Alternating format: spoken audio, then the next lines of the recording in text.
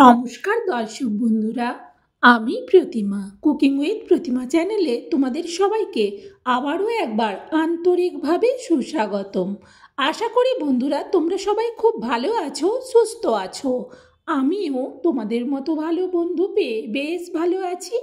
আজকে আমি তোমাদেরকে খুবই টেস্টি মিষ্টি কুমড়োর রেসিপি শেয়ার করব। তার সাথে দেব পেঁয়াজ কলি আর অল্প আলু।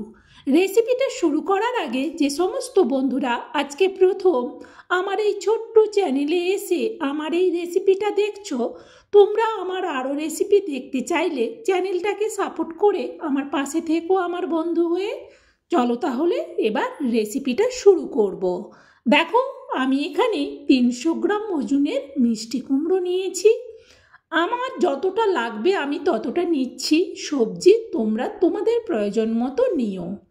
এই সবজির সাথে দেওয়ার জন্যে একটা আলু নিচ্ছি। আলুটাও দেখো ছোট সাইজের নিয়েছি। আর আমি নিয়েছি পেঁয়াজ কলি। এখানে এই মিষ্টি কুমড়ো আর আলুর সাথে যতটা পেঁয়াজ কলি লাগবে ততটা নিয়েছি। আন্দাজে এটা প্রায় 150 গ্রামের মতো আছে। আর একটা টমেটো নিলাম।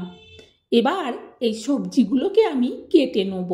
বন্ধুরা কেউ স্কিপ করে দিও না, পুরো রেসিপিটা দেখো আমি কিভাবে বানাই। এবার তাহলে এই সবজিগুলোকে আমি কেটে নেব।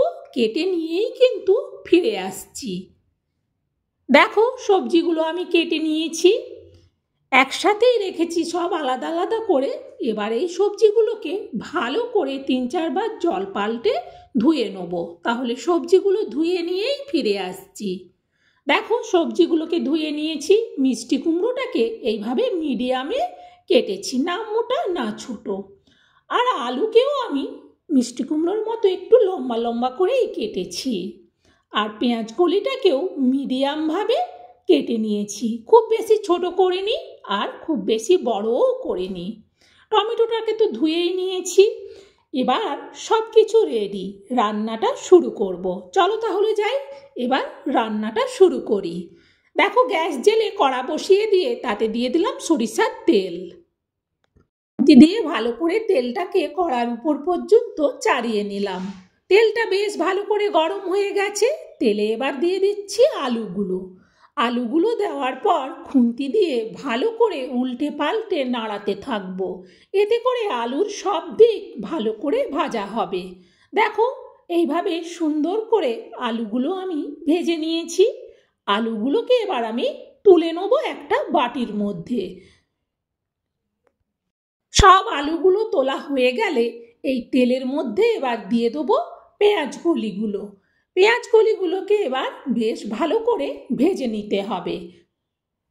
দেখো, সব পেঁয়াজ কলিগুলো দিয়ে দিলাম। দেওয়ার পর খুন্তি দিয়ে আবারও ঠিক একই রকমভাবে নাড়াতে থাকবো। আর গ্যাসটাকে কিন্তু একটু মিডিয়ামে রাখবো। মিডিয়ামে রেখে এগুলোকে এভাবে ভালো করে ভেজে নিতে হবে।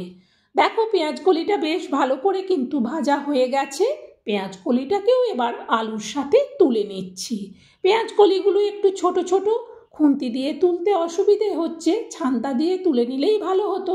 এখন আর ছান্তাটা জড়া করব না, তাই আমি খুন্তি দিয়েই একটু ধীরে ধীরে করে সব পেঁয়াজ কলিগুলোকে তুলে নিলাম। পেঁয়াজ কলিগুলো তুলে নেওয়ার পর কড়াতে দিয়ে দিচ্ছি এবার একটা শুকনো লঙ্কা।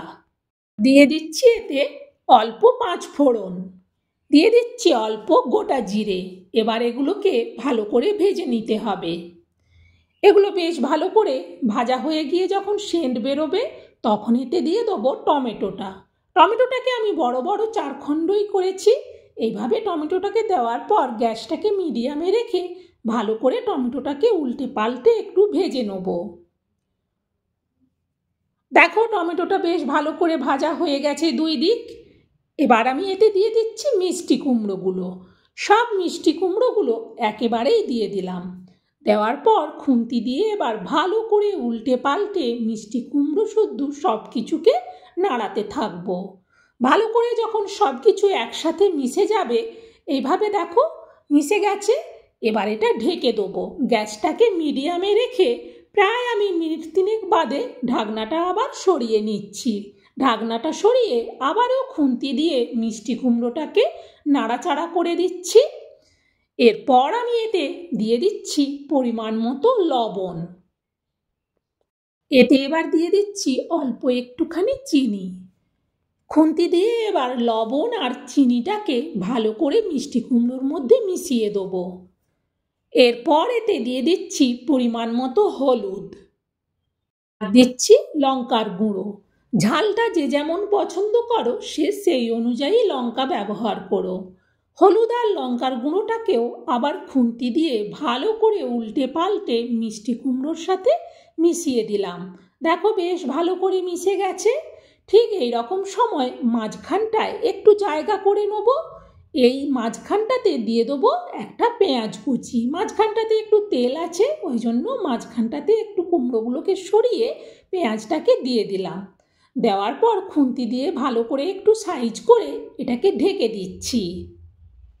প্রায় আবারও মিনিট 3 বাদে ঢাকনাটা সরিয়ে নিচ্ছি। কি সুন্দর একটা সেন্ট বেরোচ্ছে। কড়াইটা একটু নড়ছে বলে আমি চিমটা দিয়ে ধরে বেশ ভালো করে পেঁয়াজ কুচিটাকে মিষ্টি কুমড়োর সাথে মিশিয়ে দিলাম।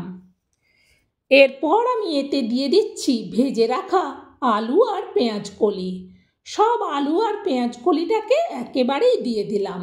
দেওয়ার পর মিষ্টি কুমড়োর সাথে বেশ ভালো করে এবার মিশিয়ে দেবো। এইভাবে মিষ্টি কুমড়ো, পেঁয়াজ কলি, আলুটা দেওয়ার পর বেশ কিছুক্ষণ ধরে কিন্তু এটাকে কষিয়ে নিতে হবে, গ্যাসটাকে মিডিয়ামে রেখে। বেশ ভালো করে যখন কষানো হয়ে যাবে তখন একটা এর থেকে কিন্তু সুন্দর সেন্ট হবে, তখন বোঝা যাবে যে এটা কষানো হয়ে গেছে। আর ঠিক সেই সময়ই দিয়ে দেবো পরিমাণ মতো জল। পরিমাণ মতো জল দেওয়ার পর খুন্তি দিয়ে ভালো করে একটু মিষ্টি কুমড়ো, আলু, পেঁয়াজ কলিটাকে নেড়ে দেখে নিলাম আর জল লাগবে না। এবার এটা ঢেকে দিচ্ছি। গ্যাসটাকে বাড়িয়ে দিলাম। প্রায় মিনিট 3 বাদে তরকারিটা কিন্তু ফুটে গেছে, তাই কড়ার থেকে ঢাকনা সরিয়ে ভালো করে একবার খুন্তি দিয়ে উল্টে পাল্টে নেড়ে দেখে নিলাম। দেখে নেওয়ার পর এটাকে আবারও ঢেকে দেবো। এবার কিন্তু গ্যাসটাকে আবার একেবারে লোতে রাখবো, কারণ সব কিছু সেদ্ধ হবে। প্রায় মিনিট 3 বাদে আবারও আমি কড়ার থেকে ঢাকনাটা সরাচ্ছি। দেখো তরকারিটা বেশ সুন্দর আস্তে আস্তে ফুটছে। এটা এখনও একটু বাকি আছে। ঠিক এইরকম সময় এতে দিয়ে দেবো ভাজা জিরে গুঁড়ো 1/2 চামচ। এটা কিন্তু প্লেন ভাজা জিরে গুঁড়ো। দেওয়ার পর এটাকে আবারও ঢেকে দিচ্ছি। গ্যাসটা তো কমানোই আছে। আবারও মিনিট 3-4 বাদে আমি কড়াটা থেকে ঢাকনাটা সরিয়ে নিলাম। এবার ভালো করে তরকারিটাকে উল্টে পাল্টে নেড়ে দেবো। এতে কিন্তু গরম মশলা টশলা দেবো না, কারণ গরম মশলা দিলে পেঁয়াজ কলির যে একটা সুন্দর সেন্ট হয় সেটা তাহলে চলে যাবে। সেই জন্যে শুদ্ধ ভাজা জিরে গুঁড়ো দেওয়ার পর তরকারিটা হয়ে গেছে। এবার এটা নাবিয়ে নিচ্ছি। নাবিয়ে নেওয়ার জন্যে এই বাটিটা নিয়েছি। বাটিটা একটু ছোট, ঢালতে গেলে পড়ে যেতে পারে, তাই আমি চামচে করে তরকারিটাকে তুলে নিচ্ছি। আজকের এই পেঁয়াজ কলি, মিষ্টি কুমড়ো, আলু দিয়ে যে আমি রেসিপিটা করলাম, এটা কিন্তু রুটিতে খাওয়ার জন্যে বানালাম। এই রেসিপিটা দিয়ে রুটি, পরোটা, লুচি দুর্দান্ত লাগে খেতে। এটা ভাতের সাথেও খাওয়া যাবে, মুড়ি দিয়েও খাওয়া যাবে। রুটি দিয়ে খেতে কিন্তু ফাটাফাটি লাগে। বন্ধুরা, আমার এই রেসিপিটা তোমাদের কেমন লাগলো সেটা অবশ্যই কমেন্টে জানিও। আর যদি ভালো লাগে তাহলে একটা লাইক দিতে ভুলো না, আর রেসিপিটা শেয়ার করে দিও, যাতে এইভাবে পেঁয়াজ কলি, মিষ্টি কুমড়ো আর আলু দিয়ে রেসিপিটা সবাই বাড়িতে বানিয়ে খেতে পারে। সত্যিই রেসিপিটা দুর্দান্ত টেস্টি হয়। আর দেখো কত অল্প মশলায় বানিয়ে নিলাম। অল্প মশলায় অল্প সময়ে এত সুন্দর একটা রেসিপি তোমাদের সাথে শেয়ার করলাম। আজকের মতো রেসিপি শেষ। আবার অন্য দিন অন্য রেসিপি নিয়ে চলে আসবো। তোমরা সবাই ভালো থেকো।